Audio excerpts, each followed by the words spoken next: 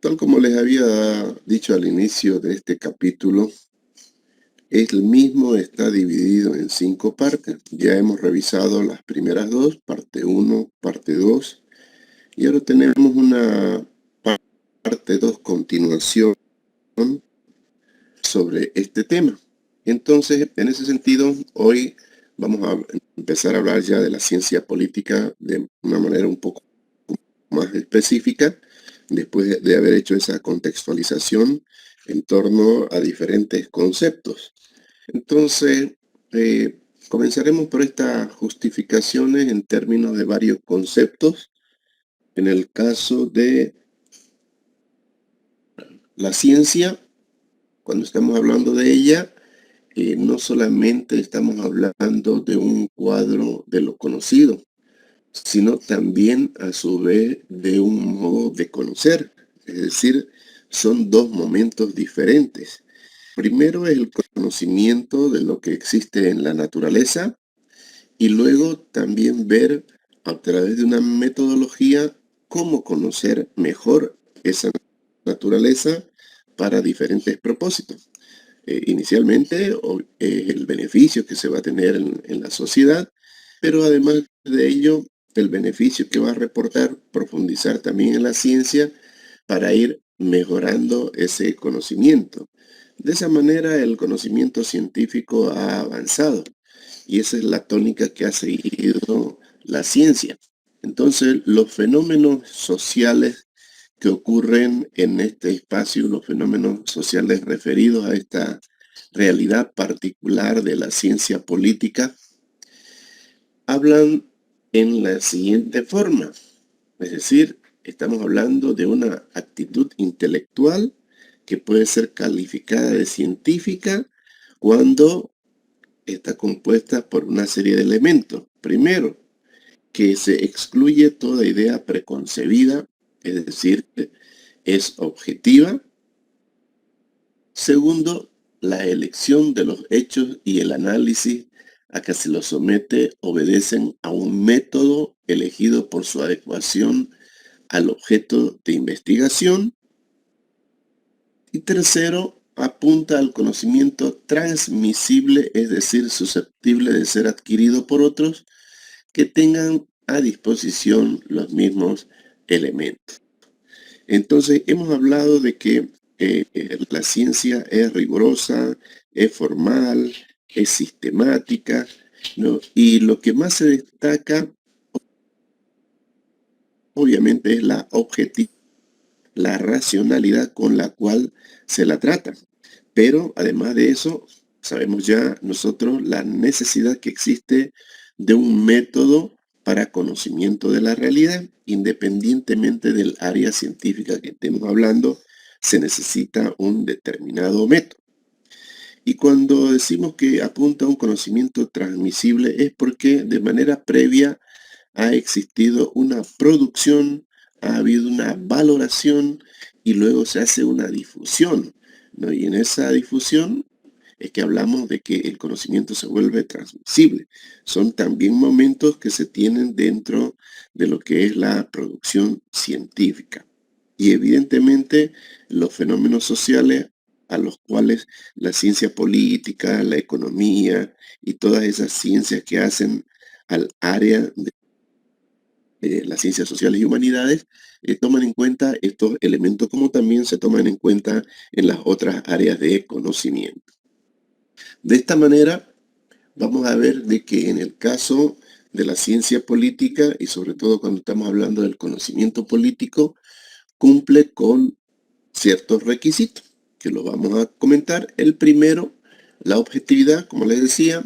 El segundo, el método. Y el tercero, la comunicabilidad, que hacen a todo ese proceso de generación de conocimiento, ¿no? De producción, valoración y difusión del conocimiento. Entonces vamos a ver de qué estamos de esa manera ya en presencia, en este caso de la ciencia política, porque estamos hablando del conocimiento político. La objetividad, indudablemente, es uno de los principales requisitos para que la ciencia política sea realmente ciencia. hemos comentado el hecho de que aquí no caben hechos subjetivos, juicios y prejuicios no acerca de las cosas, sino lo racional, lo objetivo es lo que debe primar no solamente en ciencia política, sino en cualquier ciencia. Entonces, la constancia de la difícil objetividad del conocimiento político, debido principalmente a la carga de ingredientes subjetivos, como estábamos comentando, es uno de los puntos de partida básicos en la tarea emprendida por los científicos de la política actual. De esa manera, en este relato que estamos haciendo, fíjense cómo paso a paso vamos deduciendo el carácter que tiene y que ha tenido siempre la ciencia política en su desarrollo, porque ha seguido, ¿no?, todos los prolegómenos necesarios para constituirse en ciencia. Entonces, cuando hablamos de la ciencia política, vamos a ver de que hay una serie de dificultades, ¿no? Y todos estos son expresiones de la constancia de esa dificultad. Primero, el influjo de las circunstancias ambientales, es decir, todo lo que rodea a los objetos de estudio de la ciencia política, en el ambiente que se desenvuelve. Segundo, la nebulosidad y la controvertibilidad de las cuestiones que se tratan en materia de ciencia política. Porque indudablemente, si bien están definidos claramente los objetos de estudio de la ciencia política, tal como hemos comentado, muchos de ellos también como objetos de estudio se comparten con otras ciencias, y sobre todo en el área de las ciencias sociales y humanidades, ¿no? Es así de que muchos de esos objetos de estudio también son tratamientos, por ejemplo, de tratamiento de la economía, de la sociología, de la psicología, de la antropología, ¿no?, del derecho, porque se comparten muchos de los objetos existentes en esta realidad de las ciencias sociales entre diferentes ciencias, entre diferentes disciplinas. Tercero, la inseparabilidad del conocimiento y la práctica, la inseparabilidad de la gnosis y la praxis, que eso es obvio dentro del conocimiento científico, porque primero es el conocimiento de la teoría acerca de esa realidad y luego necesariamente esa teoría tiene que entrar en la práctica, porque eso es lo que siempre ha demostrado las ciencias sociales. Siempre han demostrado su vocación a la acción, que no solamente es teoría, teoría y teoría, en algún momento hay que llegar a la práctica. Pero todo esto que estamos mencionando genera una serie de dificultades, o sea, no es que esté claramente aceptada por todos, sino que siempre hay cierta controversia.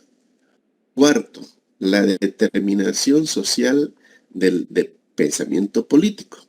Indudablemente el pensamiento político, al tratarse del estudio de la realidad social, conlleva pues una determinación, una clasificación, una estructuración, una especificación de ese contexto de tipo social. 5, la impura mezcla de teoría e ideología, ¿no? Entonces, también contra eso hay que luchar, porque toda teoría siempre tiene una carga de tipo ideológico, ¿no? Y que cada teoría, ¿no?, trata a través de la ideología siempre de sustentar adecuadamente todas sus afirmaciones, ¿no? Y esas afirmaciones, pues, en muchos de los casos, son sometidas, digamos, a la refutación, a la prueba, porque primero se puede hacer una conjetura acerca de algo, pero luego tiene que someterse a la prueba de la refutación, de que alguien la critique y obviamente también pueda llegar al punto de desecharse esa teoría y sustituirse por otra mejor en base al proponente o al que está refutando.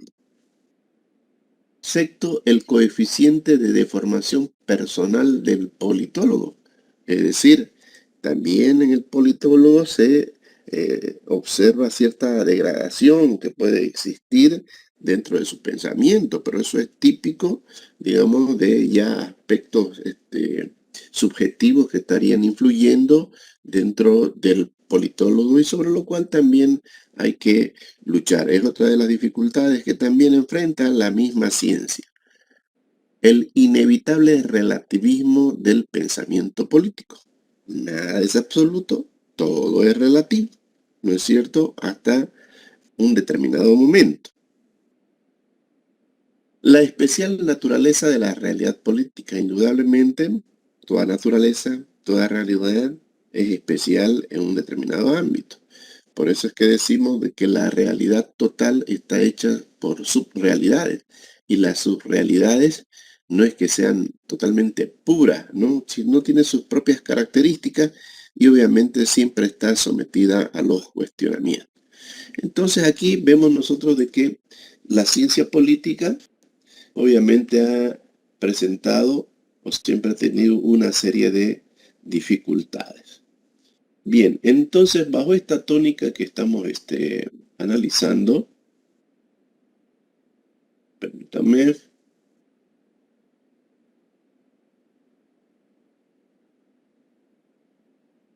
¿qué más podríamos agregar en esta parte? A ver que esté cargando un ratito.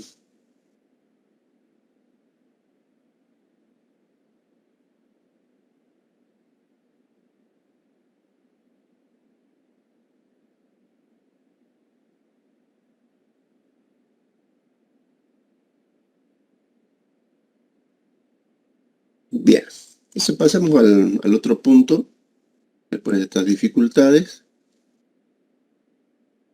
y vamos a hablar aquí un poco de ese origen, historia, de la difusión de esta expresión de ciencia política, que es como se la conoce ahora a la disciplina.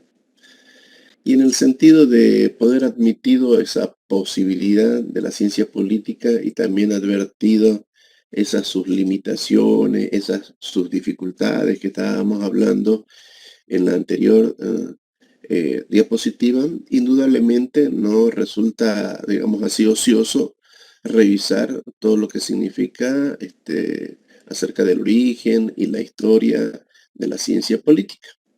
Entonces, conviene a efecto de distinguir entre la expresión y sus contenidos, hacer ciertas aclaraciones. Y en lo que respecta particularmente a la expresión ciencia política, podemos decir que es difícil precisar cuándo comenzó a ser utilizada. Pero indudablemente existen algunos datos, ¿no? Lo indiscutible es que su uso aumentó de una manera progresiva a lo largo del siglo XIX, ¿no?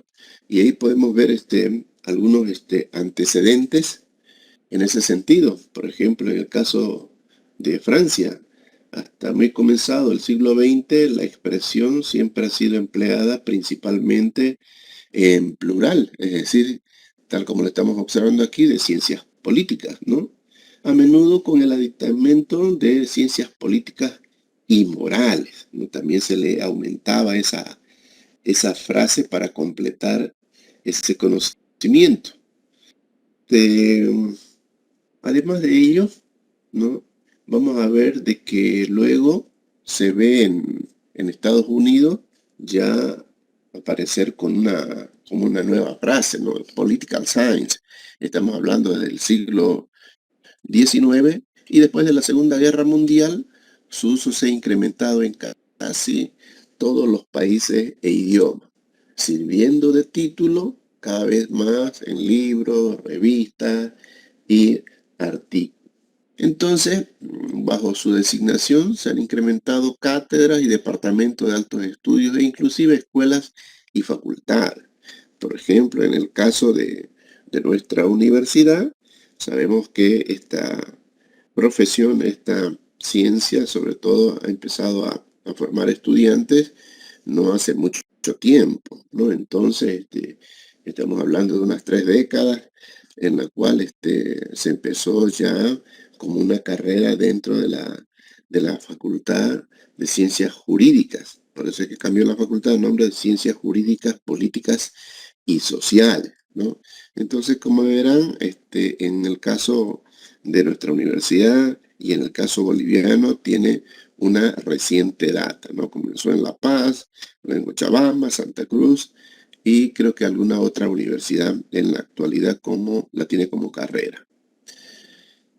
Si nosotros empezamos a hablar, por ejemplo, de lo que son los precursores y fundadores, podemos remontarnos no muchos siglos atrás, hasta el siglo de Pericles, ¿no? Donde la reflexión sobre la realidad política estuvo a cargo de filósofos, de moralistas, de políticos.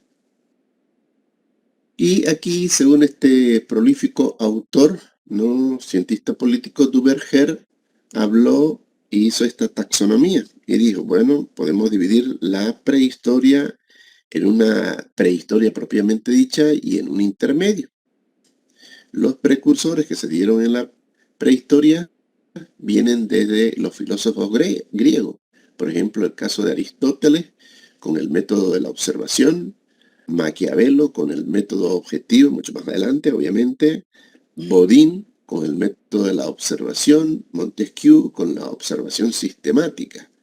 Y en el intermedio hay otros fundadores como Tocqueville con la observación profunda, Comte con el método positivo y Marx con la nueva cosmogonía.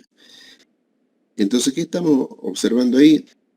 Diferentes métodos, diferentes paradigmas que fueron sucediéndose a lo largo del desarrollo de la ciencia política. Ya vamos a destinar un capítulo específico para poder precisar los conceptos en torno a las teorías o métodos clásicos y a las teorías y métodos modernos. Vamos a utilizar un capítulo en particular para desmenuzar a qué se refieren estos métodos dentro de la ciencia política, ¿no? Y ustedes también han visto, por ejemplo, en el caso de economía, a través de su estudio, ¿no? De la historia del pensamiento económico 1, 2 y 3 que tienen, ¿no? Los diferentes métodos, los diferentes paradigmas utilizados a lo largo del tiempo. Entonces, en ciencia política no podía ser la excepción. Es decir, de igual manera, ha habido todo un desarrollo de la metodología, del método, ¿no? En esta ciencia que se remonta, obviamente, muchos siglos atrás, ¿no? Podríamos inclusive decir más que la misma economía, porque el apogeo de la economía comenzó ya como una ciencia propia en el siglo XVII, más o menos, ¿no? A establecerse como una ciencia, ¿no? Ya habían inicios mucho anteriores en el caso de la ciencia política. De esta manera vemos que el verdadero comienzo, el origen de la ciencia política no es simultáneo, obviamente, en todas partes, ¿no? Según este autor que estamos revisando, Duverger, ha encontrado en la entrada de la ciencia política en la universidad la clave o el hecho decisivo para marcar y precisar su nacimiento como una verdadera ciencia. Entonces, ¿qué más que en las universidades para poder desarrollarse? ¿No es cierto? En Estados Unidos, por ejemplo, la entrada oficial a gran escala en todas las universidades se produjo recién en la segunda mitad del siglo XIX y principios del XX, ¿no? Entonces, de esa manera ya entró en América, pero en Europa, ¿no? Luego de tantos intentos fallidos, de acuerdo al autor que estamos revisando y con algunas excepciones, se dieron en la Universidad de Oxford, Londres, Cambridge, ¿no? En ese orden, y el hecho se ha operado desde ese entonces con posterioridad, obviamente, a la Segunda Guerra Mundial. Entonces, en esta revisión histórica que estamos haciendo, vamos a ver de que se pueden establecer pues una serie de precisiones, ¿no? Una serie de precisiones en torno a ese desarrollo. Esto un poco de historia. En esta segunda parte, continuación, que les estoy mostrando ahora, es para hacer una breve referencia, ¿no? A esa historia, a esos precursores, a esos fundadores de la ciencia política, para que lo tengamos como una referencia. Porque es importante, obviamente, en toda ciencia conocer un poco de su historia, ¿no? Y ese ha sido el propósito en esta continuación de la segunda parte, en este tema que estamos revisando. Muy bien. Entonces hacer un pequeño acápite para poder revisar esto de la historia de la ciencia política. Ahora permítanme, voy a compartirles la siguiente parte dentro de esta revisión que estamos haciendo. Un momentito, por favor, vamos a cargar otra presentación. No las tengo abiertas a efectos de poder ahorrar memoria.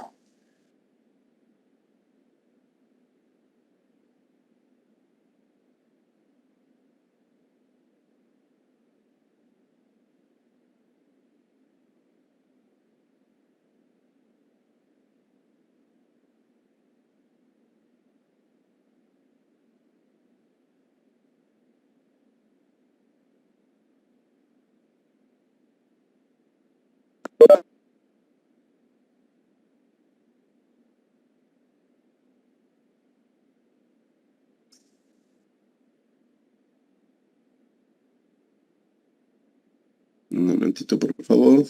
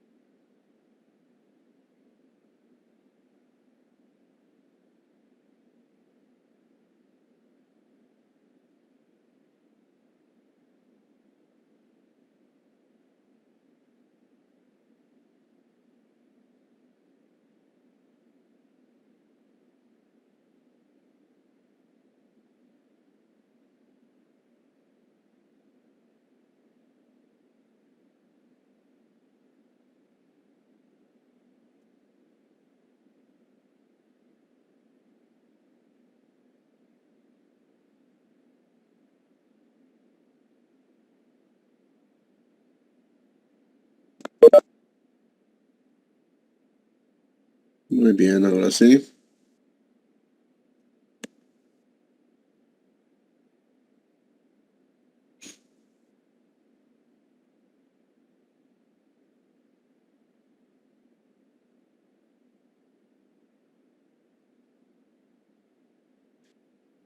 Ahora vamos a estar entonces en la tercera parte de este capítulo 1 y lo que vamos a revisar ahora está referido a la metodología del conocimiento político. Es decir, aquí vamos a hablar del método, vamos a hablar de la relación entre el método y el objeto de estudio, vamos a ver qué problemas nos presenta esa relación, así como también la determinación que existe del objeto por el método y hacer una comparación entre la ciencia y el método científico, hacer algunas precisiones nuevamente en cuanto a la ciencia, ver la ciencia, su objetivo, su forma de conocer la naturaleza, su forma de conocer la realidad. No solamente vamos a hablar de la ciencia de la naturaleza, sino también de la ciencia del espíritu, la clasificación que existe dentro de los objetos de la realidad y también ver el método y las técnicas de investigación que se utilizan en el marco de la ciencia política. Entonces ese va a ser el objetivo que vamos a tener en la revisión de este capítulo en esta tercera parte. Bien, va quedando claro, compañeros, ¿no? Quedó claro ese relato histórico sintético, por cierto, muy escueto acerca del desarrollo de la ciencia política, pero es para que un poco contextualicemos y veamos de que, al igual que toda ciencia, siempre hay un relato histórico, siempre hay un conocimiento histórico, sobre todo para ver quiénes han sido los precursores, los fundadores, y los diferentes paradigmas que se van dando a lo largo de la historia, porque eso sigue evolucionando. Un paradigma que está presente ahora, un método que está presente ahora no es al infinito, sino que siempre tiene también su evolución, ¿no? Y eso se llama el estado del arte dentro de una disciplina, y no podía ocurrir otra cosa en materia de la ciencia política. Bien, entonces, ¿puedo continuar, compañeros? ¿Va quedando todo claro? ¿Que me dicen? ¿Hay algún comentario que quisieran hacer? ¿O continúo?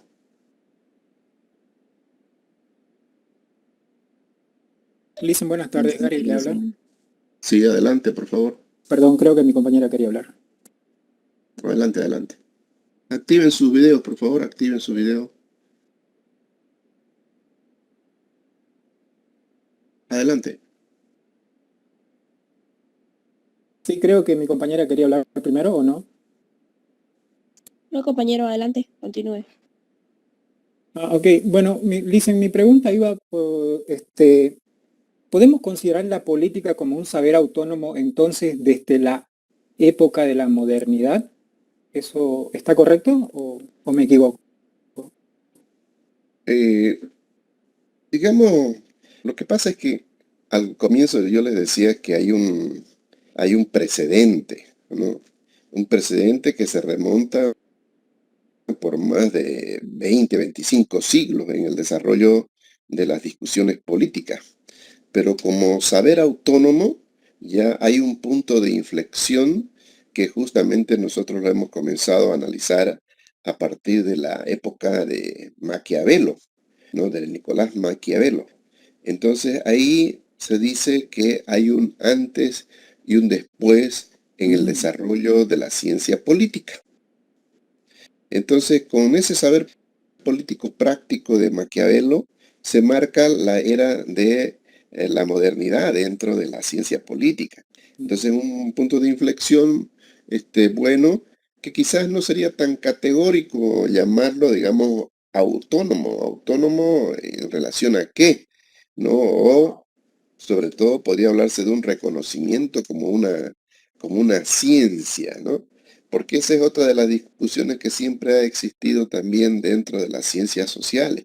¿En qué momento cada una de estas disciplinas, podríamos decir, que pertenecen a las ciencias sociales, fue catalogada como ciencia, como Como ciencia. científica? Entonces, en el caso de la ciencia política, muchos autores, Maquiavelo es el punto de inflexión, ¿no? Es el punto de inflexión para poder hablar, como se dice, de la ciencia política moderna, una ciencia política consagrada, ¿no? Que ya no puede tampoco hacer abstracción de todos los logros que se tuvieron muchos siglos atrás, ¿no? Entonces, muchos siglos atrás nos referimos al siglo 4 o 5 antes de Cristo. Entonces, ahí ya habían discusiones en el ámbito de la política, de los objetos de la política. Y no es que se hayan olvidado todos esos aspectos. Entonces, parte nomás del bagaje que tiene la ciencia política. Yo creería que más bien deberíamos remitirnos desde a esa época para tomar todos aquellos elementos que siguen sirviendo todavía en la actualidad a la doctrina de la ciencia política, ¿no? Entonces, el comentario que usted hace, obviamente, es valedero en el sentido de que, bueno, hablar de una ciencia política moderna, podemos hablarla de ese punto de inflexión. ¿Está bien? Sí, licenciado, porque, o sea, yo hasta lo que leemos ahora me Ajá. quedó entendido que hasta antes de la modernidad la ciencia política estaba ligada principalmente a la filosofía y la Ujú. teología. Por eso hacía esa pregunta, si podemos situar a- a- como un conocimiento autónomo a la ciencia política desde la modernidad. Pero indudablemente ya voy entendiendo. Claro, claro, porque fíjese usted de que independientemente que estemos hablando de ciencia política, si podemos hablar de economía también, toda ciencia tiene su filosofía.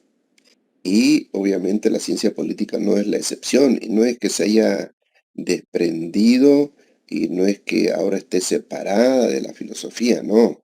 O sea, eso persiste, ¿no? Porque el fundamento de toda ciencia en la filosofía. Y cada ciencia va creando su propio espacio dentro de la filosofía.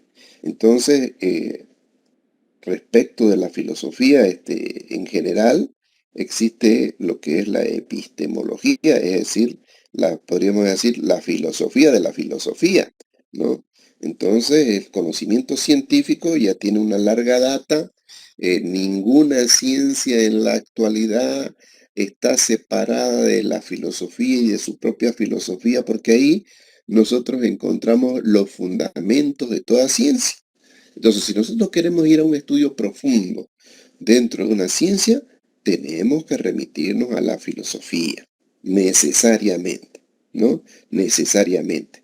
Porque lo que ahora nosotros estudiamos, por ejemplo, en la universidad de cada una de las disciplinas, es ya conocimiento consagrado a la fecha. Es decir, es el estado del arte. Es ya el conocimiento que está listo para la difusión de todo y la aprehensión de todo. Pero detrás de cada teoría, detrás de cada concepto, hay la filosofía. Siempre está la filosofía, ¿no? Entonces, vuelvo a recalcarles, si ustedes ya quieren profundizar y ser más exquisitos, más prolijos en el análisis de algunas teorías que existen, ya sea en economía o en la misma ciencia política, pues hay que remitirse nomás a la filosofía, ¿no? Eso es esencial. ¿Está bien? Gracias, licenciado. Sí, gracias. ¿Algún otro comentario, alguna pregunta? La compañera creo que estaba queriendo también hacer su pregunta. Adelante, por favor.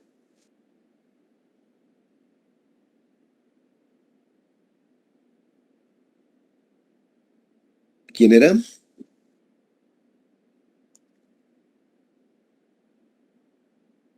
¿Nadie?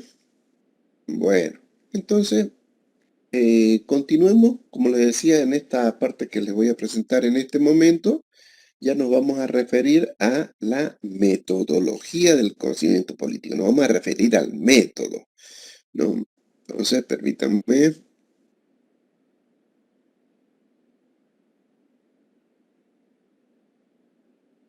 Bien, entonces, hablando de la metodología del conocimiento político, vamos a partir de este concepto básico, ¿no? El método, que es el procedimiento o conjunto de procedimientos por cuyo intermedio, en base a un plan fijado y a reglas determinadas, se procura la obtención de un fin propuesto. Y ese fin propuesto está relacionado con conocer mejor la realidad. En la medida de que nosotros tengamos clara esa relación del sujeto cognoscente, el individuo, el método y el objeto de estudio, vamos a ver que esa es una tríada obviamente indisoluble dentro de cualquier ciencia. Si yo quiero profundizar en el conocimiento de una ciencia, tengo que tener un método. Y cada ciencia se ha ocupado por generar su propio método porque eso está en relación a sus propios objetos de estudio. Entonces, yo no puedo utilizar un método que corresponde a otra ciencia, a otra disciplina, porque el método está adecuado a las características de los objetos que se va a estudiar. Entonces, el sujeto cognoscente utiliza un método como un procedimiento, ¿no?, que le va a permitir, ¿no?, la obtención de mejor conocimiento acerca de un objeto de esa realidad particular. Entonces, ese es el objetivo que tiene el método. Pero la ciencia misma tiene también su objetivo que lo consigue a partir de la utilización de su propio método.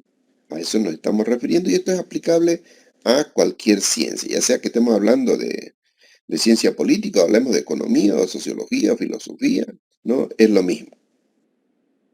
Entonces, en el campo del conocimiento, el método pone orden en el objeto para hacerlo inteligible, es decir, para hacerlo comprensible, ¿no?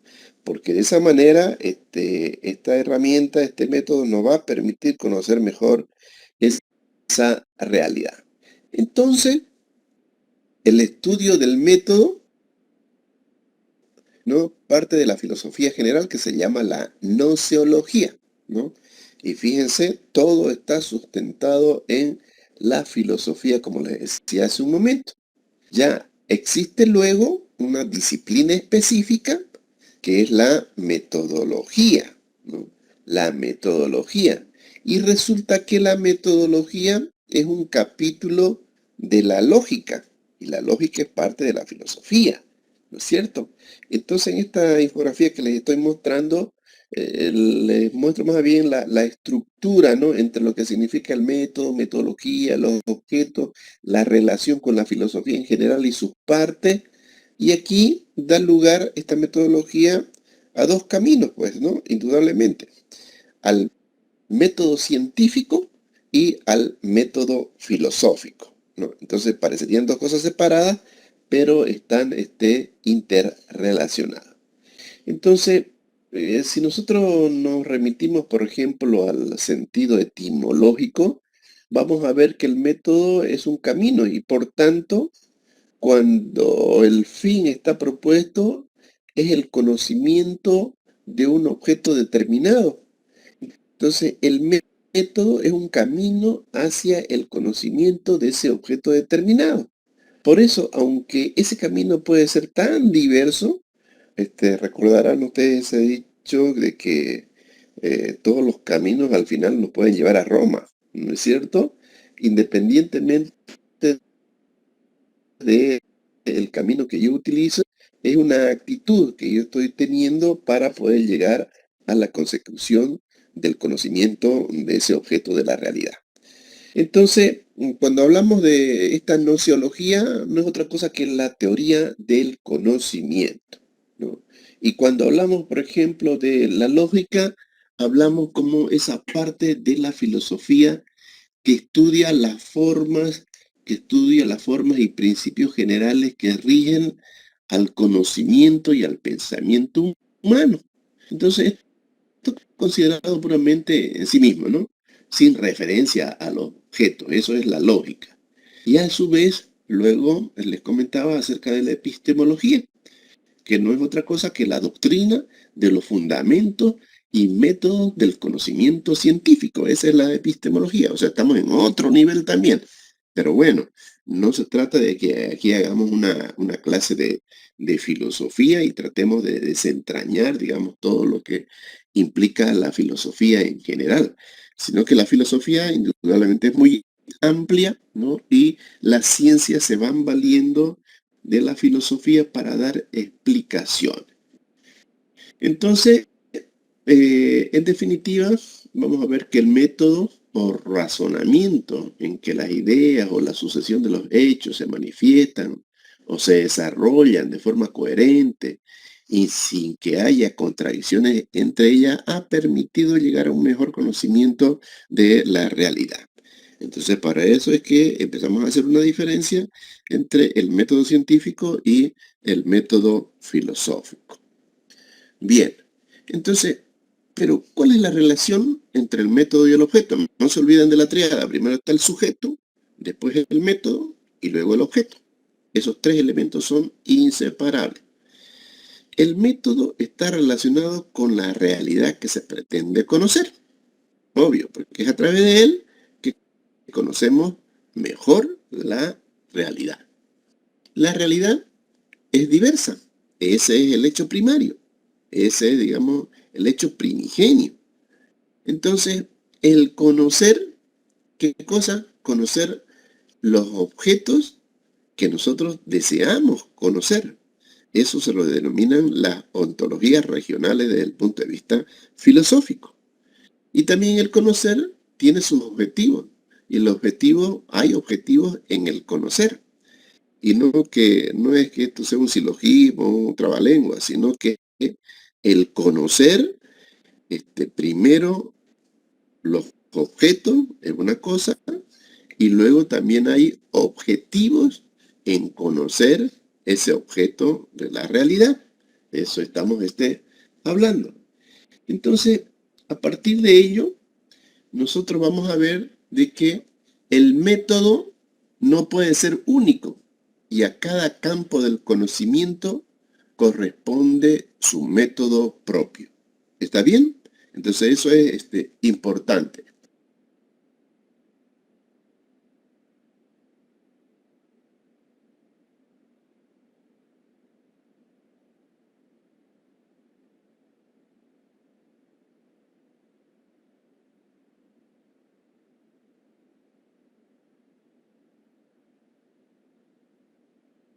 Bien, entonces va quedando claro eso, ¿no es cierto?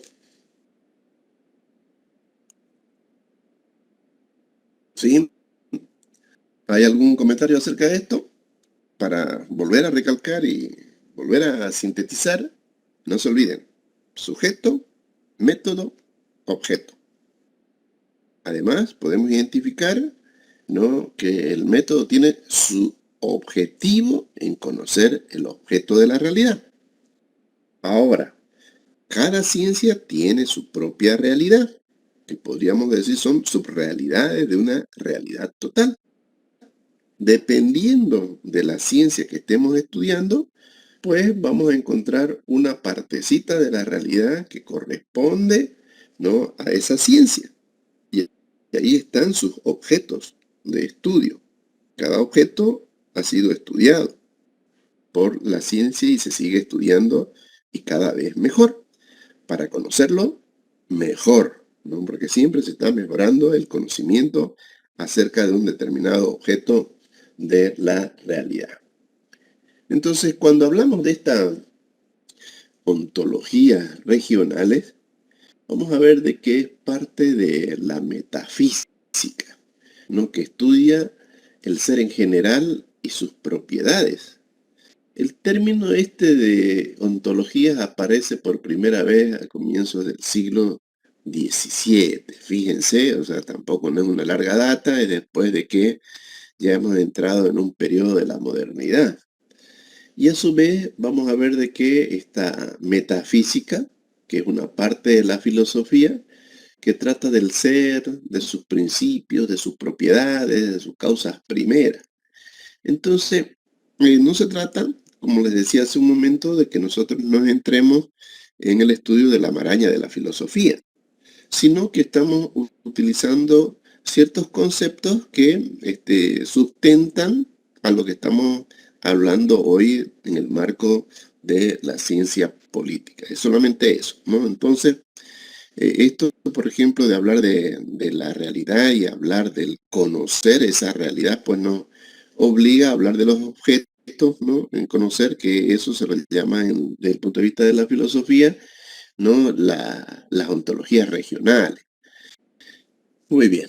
Entonces, bajo esa idea, podemos nosotros empezar a ver los problemas de la relación que existe, por ejemplo, entre el método y el objeto, y entre lo que es la unidad y la pluralidad de métodos. A ver, permítanme, les voy a mostrar este esquema. Perdón, Lisen, Sí, sí. Lisen, lo interrumpo. Adelante, por favor, adelante. Sobre este último párrafo, el método no puede ser único y acá a campo del conocimiento corresponde un método propio. Para una mayor comprensión, ¿podría ejemplificarnos, por favor? Es que no me queda claro lo que, Claro. o sea, ¿a qué se refiere? Ya, fíjese usted, vamos a hacer una comparación con otra área del conocimiento. Nosotros estamos en el área de las ciencias sociales, donde está la economía, donde está la ciencia política. Luego podemos hacer referencias para comparar y explicar la diferencia con las ciencias de la salud humana, ¿no? Ahí tenemos la medicina, ¿no?, la odontología. Los métodos que se utilizan en ciencias sociales y en particular, por ejemplo, en nuestra carrera en economía, son diferentes a los métodos que se utilizan en las ciencias de la salud, en medicina. Pongamos entre economía y medicina. Se han desarrollado métodos para poder conocer los objetos de la realidad económica. ¿Cuáles son los objetos de la realidad económica? Los objetos de estudio de la realidad económica son el crecimiento económico, el Producto Interno Bruto, la inflación, el desempleo, ¿no?, la balanza de pago, la renta, la riqueza, ¿no es cierto? En el área de ciencias de la salud, particularmente en medicina, el objeto de estudio es el ser humano como tal, Estamos hablando de la parte física. Estamos hablando del alma, estamos hablando del espíritu. En el caso de ciencias de la salud, ¿no es cierto? Está buscado al ser humano mismo. Entonces, el método que yo utilizo para conocer la realidad en economía, para conocer, digamos, la realidad de lo que es el crecimiento económico, entonces es diferente, porque yo tengo una teoría acerca del crecimiento económico primero. Tengo una teoría acerca de la inflación. Tengo teoría acerca del desempleo. Tengo teorías y teorías sobre todos los objetos de estudio de la economía. Y para ello también tengo métodos que he utilizado para conocer esos objetos de la realidad. Entonces, ahí tenemos las corrientes del pensamiento económico. Por ejemplo, yo puedo decir, soy un cuantitativista, no soy un economista clásico o soy un economista keynesiano.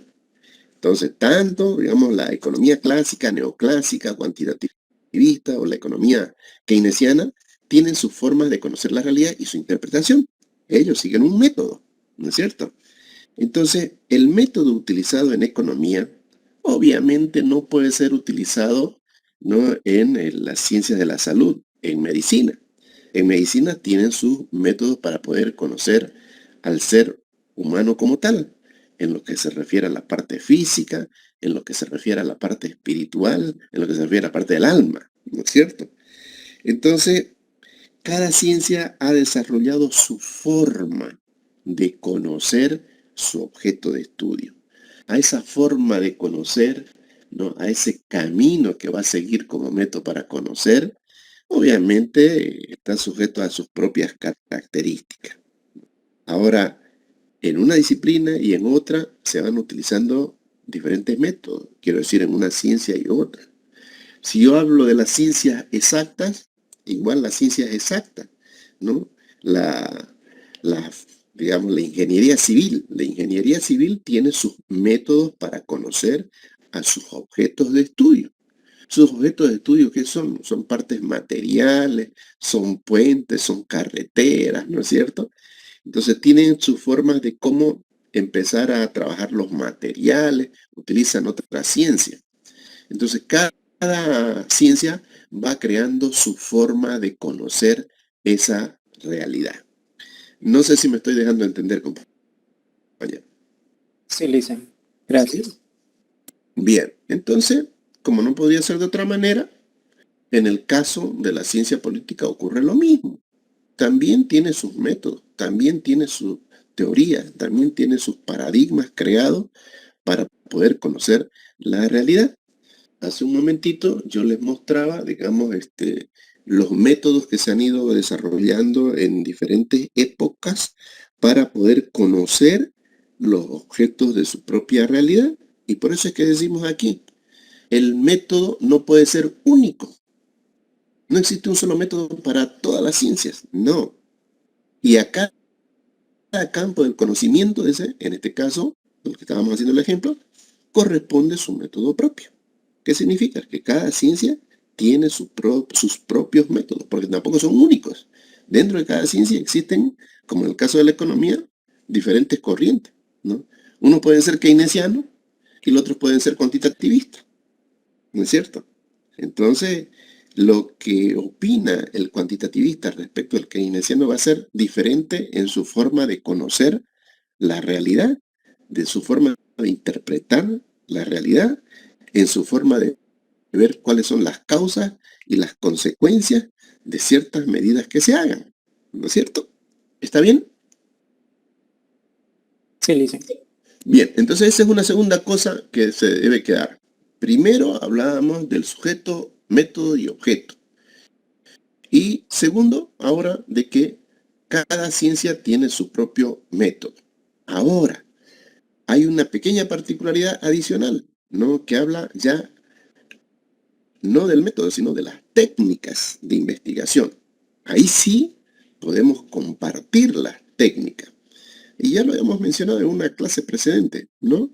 Entonces, si bien no compartimos el método porque son diferentes para cada ciencia, pero sí podemos compartir una técnica, una herramienta, como la estadística descriptiva. Los médicos utilizan estadística descriptiva sobre sus propios objetos, ¿no? Nosotros los economistas utilizamos las estadísticas descriptivas sobre nuestros objetos de estudio. Entonces la técnica es la misma. Compartimos la técnica, pero no compartimos el método. ¿Está bien? Compartimos las herramientas, pero no el método. ¿Me dejo entender? Sí, Listen. Ok. ¿Alguna otra pregunta respecto del método y el objeto y el objetivo de conocer?